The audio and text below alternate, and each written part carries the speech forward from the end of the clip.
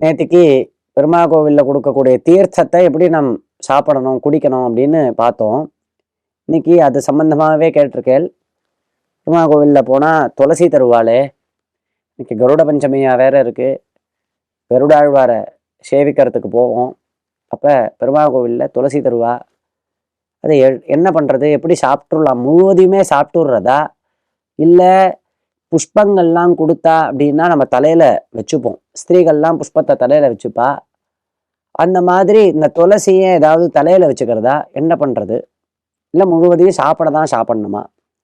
துளசிய, பெருமா துளசிய பக்தியோட வாங்கிண்டு அவசியம் நாம் அருந்தணும், உள்ள எடுத்துக்கணும், சாப்பிடணும். முழுவதையும் சாப்பிட்டே ஆகணுங்கிற கட்டாயம் இல்லை. அதே சமயத்துல துளசிய தலையில வச்சுக்க கூடாது. துளசிய நாம் காதுல தான் வச்சுக்கலாம். வலது காதுல தான் துளசியை வச்சுக்கலாமே தவிர துளசியை தலையில கொண்டு சொருகிக்க கூடாது.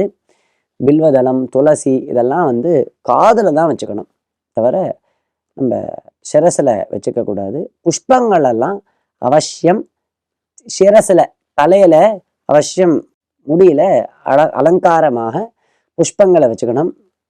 அதே மாதிரி பிரசாதங்களை மிச்சம் இருக்கிறத அப்படியே கோவில்கள்ல கொட்டிட்டு வருது. பொங்கல் கொடுத்தான்னா அதை வாங்கி மிச்சத்தை அந்த தூண்லயே தடவறது.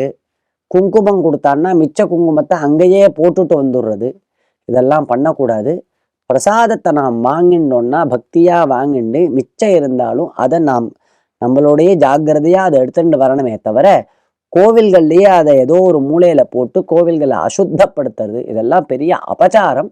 இதெல்லாம் பண்ணாம பக்தியோட பிரசாதங்களை வாங்கிட்டு அதை ஸ்வீகரித்து நாம் ஸ்ரேயஸ் அடையணும்.